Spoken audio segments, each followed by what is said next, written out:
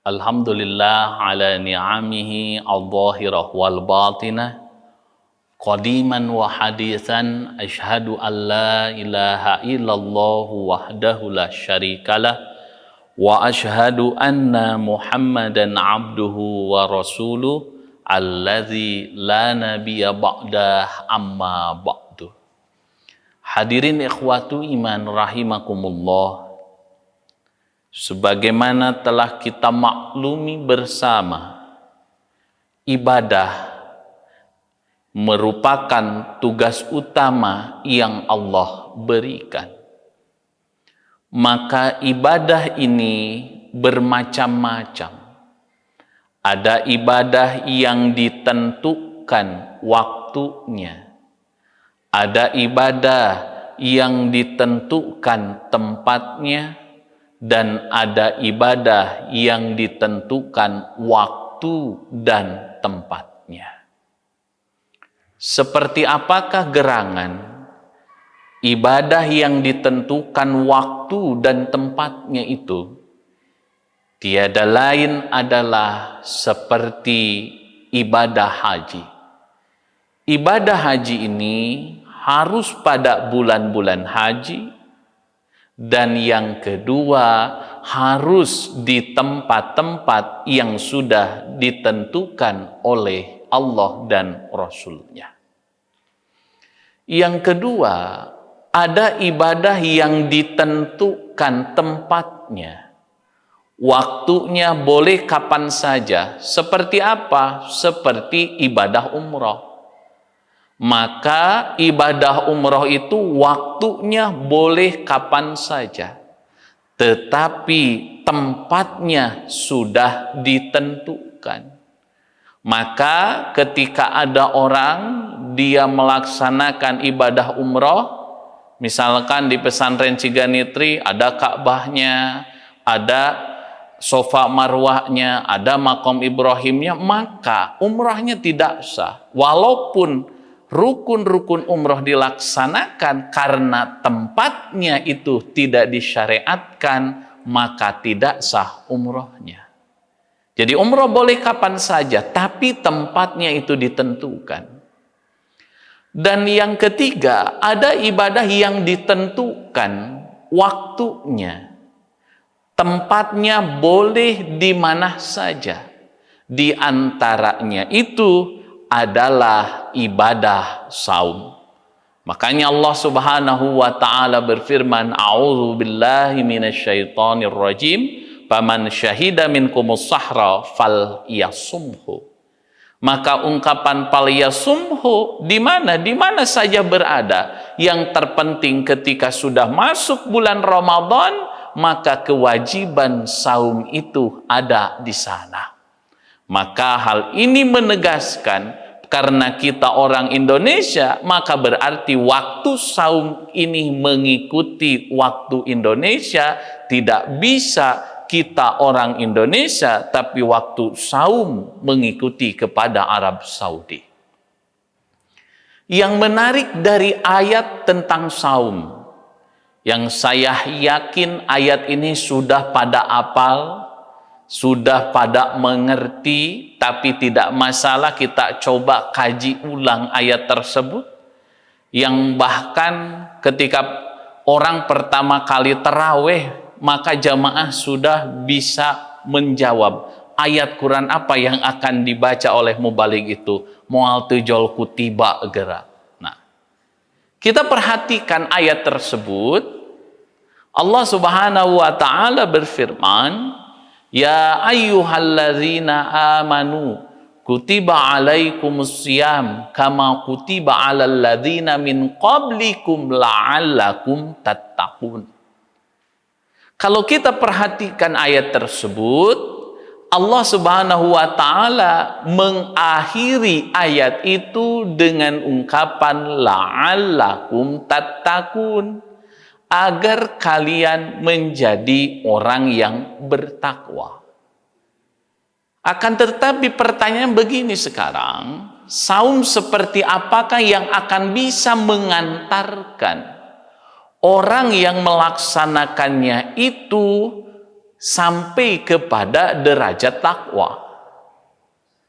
Oleh karenanya para mufassir mengatakan yang menjadi kata kunci pada ayat itu adalah Allah mewajibkan ibadah saum dengan kata kutiba, bukan dengan kata furidah atau ujiba, dipardukan atau diwajibkan, tetapi dengan kata kutiba yang merupakan fi'il madi majhul dari kata kataba.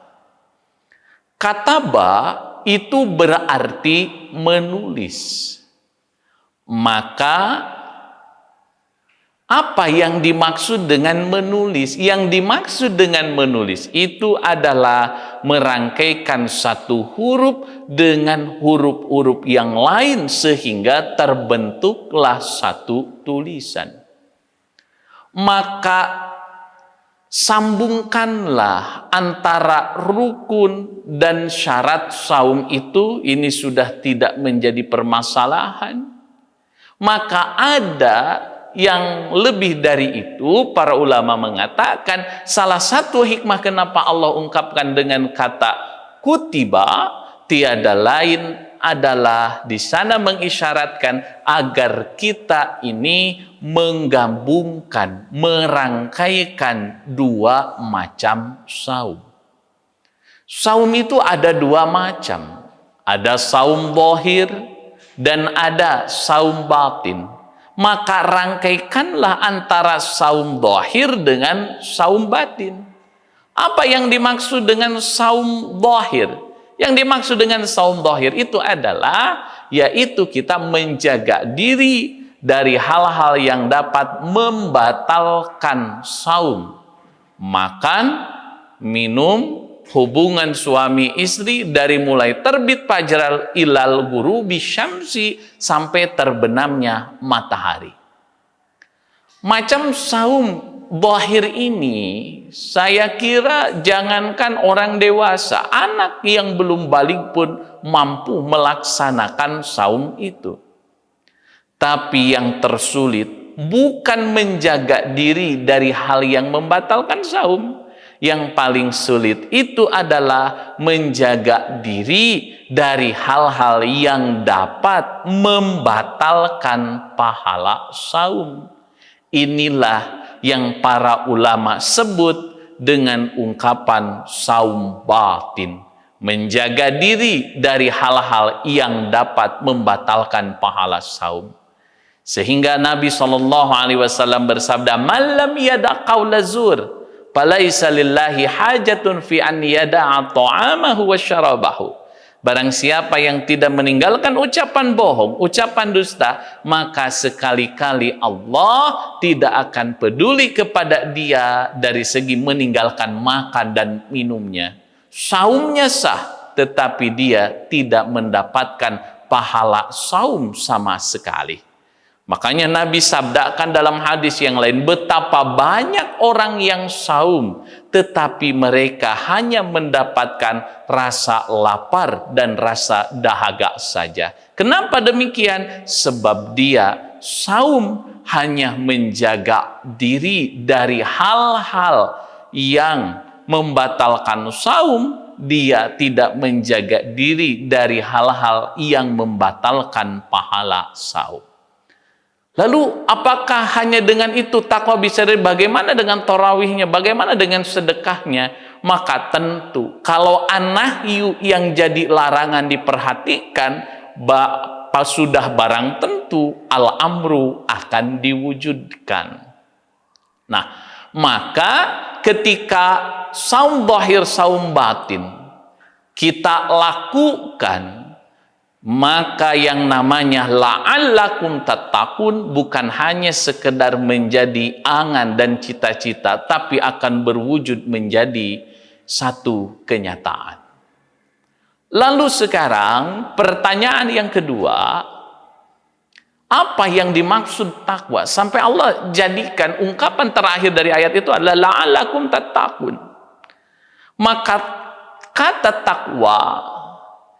takwa ini tiada lain adalah akan muncul pada seorang manusia ketika pada diri manusia itu ada wiqayah. Dan ibadah saum ini mendidik kepada manusia agar ada sifat wiqayah. Sehingga ketika seorang manusia dia ini mempunyai sifat wiqayah dan hidup dengan wiqayah itu, inilah yang disebut dengan takwa. Apa gerangan yang dimaksud wiqayah? Wiqayah itu adalah siyanatun nafsi minal mudarrat wal mahaliki au ma yuaddi ilaihi ma fid dunya wal akhirah. Yang namanya wiqayah itu adalah menjaga diri dari hal-hal yang memudaratkan, hal-hal yang membinasakan, atau yang menyebabkan keduanya baik di dunia maupun di akhirat. Maka ketika kita hidup dengan menggunakan sikap wiqayah, inilah yang disebut dengan takwa. Sehingga para ulama mengatakan yang dimaksud takwa itu adalah ja'lun nafsi fi wiqayatin, yaitu menempatkan diri berada pada wiqayah. Wiqayah ini benar-benar diamalkan dan dijalankan, inilah yang disebut dengan takwa. Dan kalau saumnya saum zahir, saum batin, lalu ihya'ur Ramadan, kita menghidupkan Ramadan dengan berbagai macam ibadah, insya Allah tatakun akan dapat kita raih, karena dalam diri kita sudah ada wiqayah, dan ketika kita hidup memakai wiqayah, inilah yang disebut dengan takwa. Makanya di awal-awal tafsir Ibnu Katsir ketika menafsirkan dzalikal kitabu la raiba fihi hudal lil muttaqin, maka Amirul Mukminin Umar bin Khattab beliau bertanya kepada seorang sahabat ahlul qura, ahlinya Al-Qur'an, yaitu Ubay bin Ka'ab. Karena memang Ubay bin Ka'ab di antara orang yang luar biasa pemahamannya terhadap Al-Quran. Lalu Umar bertanya, ya Ubay ma taqwallah, hei Ubay, apa gerangan yang dimaksud takwa kepada Allah?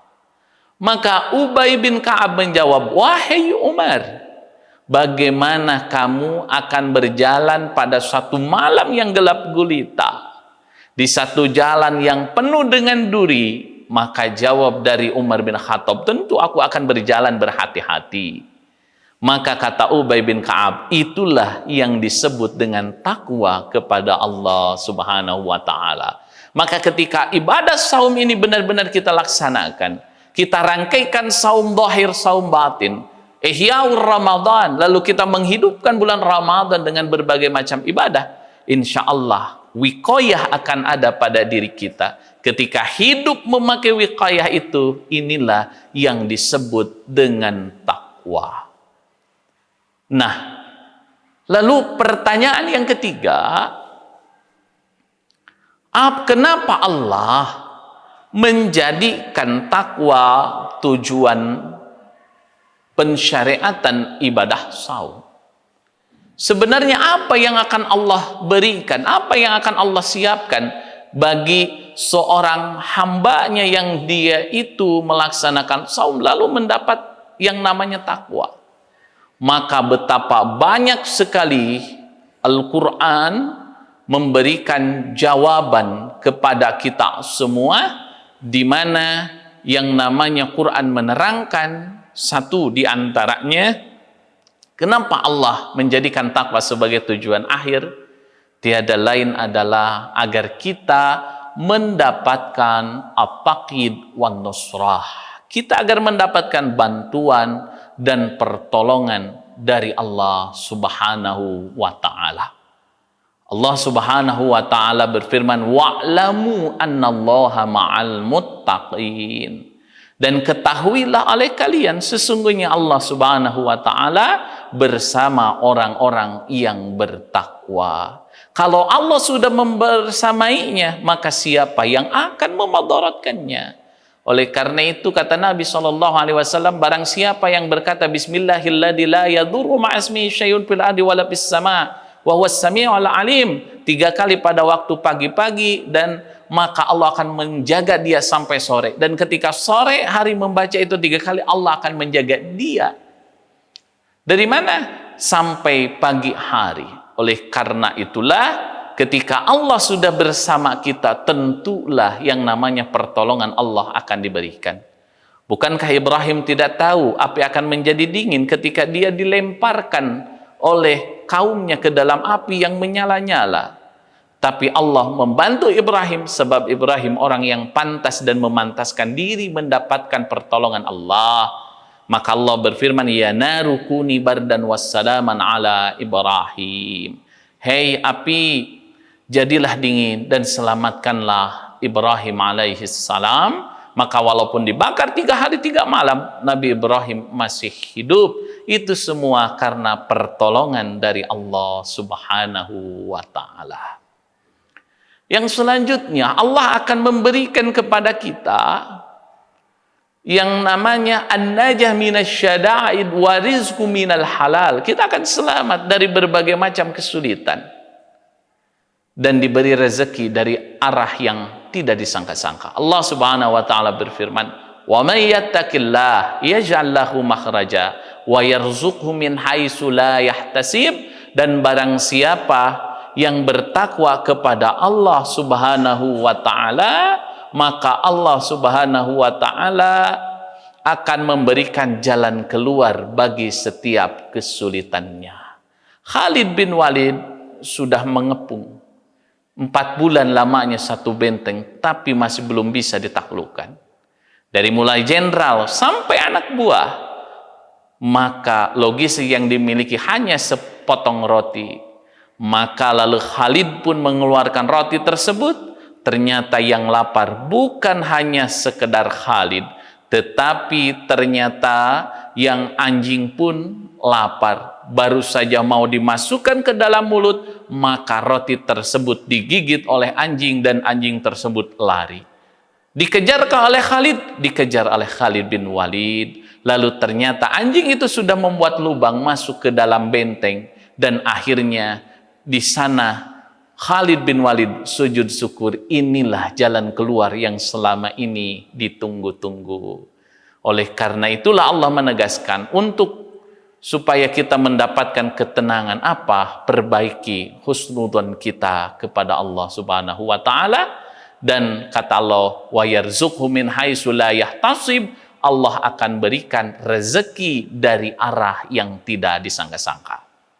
Selanjutnya kita akan mendapatkan ikram wal i'jaz, penghormatan dan permuliaan dari Allah. Allah berfirman, "Inna akramakum indallahi atqakum."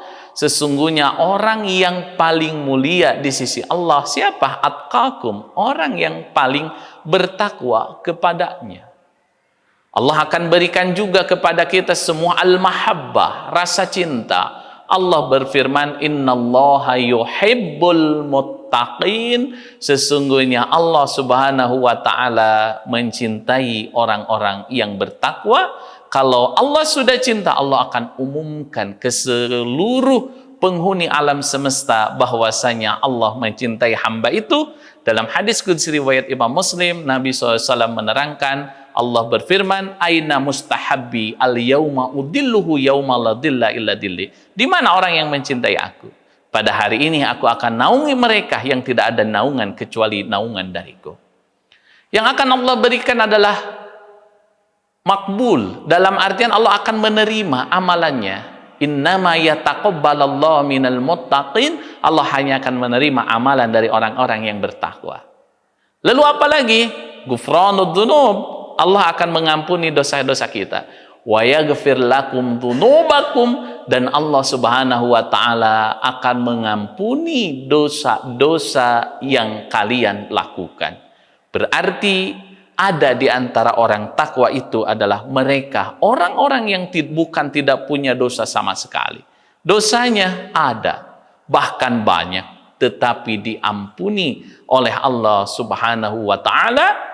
Lalu yang selanjutnya adalah an-najah minan nar, selamat dari siksaan api neraka. Allah berfirman, "Summa nunajil ladina taqau." Kemudian kami selamatkan orang-orang yang bertakwa dari siksaan api neraka. Dan yang terakhir di antaranya Quran menerangkan, yaitu al-khulud bil jannah, akan kekal abadi di surga. Allah berfirman, wasari'u ila maghfiratin min rabbikum wa jannatin 'arduhas samawati wal ard uiddat lil muttaqin. Dan bersegeralah kalian mencari ampunan dari Tuhanmu, dan surga yang luasnya seluas langit dan bumi, uiddat lil muttaqin, yang Allah sediakan bagi orang-orang yang bertakwa. Semoga Ramadan tahun kali ini menjadi Ramadan yang terbaik bagi kita. Semoga dengan saum Ramadan tahun ini Allah menjadikan kita semua orang-orang yang bertakwa, sehingga fadailut takwa Allah Subhanahu wa taala akan memberikan semuanya kepada kita semua. Itulah barangkali yang bisa disampaikan pada kesempatan kali ini. Mudah-mudahan Allah menakdirkan kita semua menjadi orang-orang yang bertakwa. Aqulu qouli hadza wa astaghfirullah li wa lakum. Wassalamualaikum warahmatullahi wabarakatuh.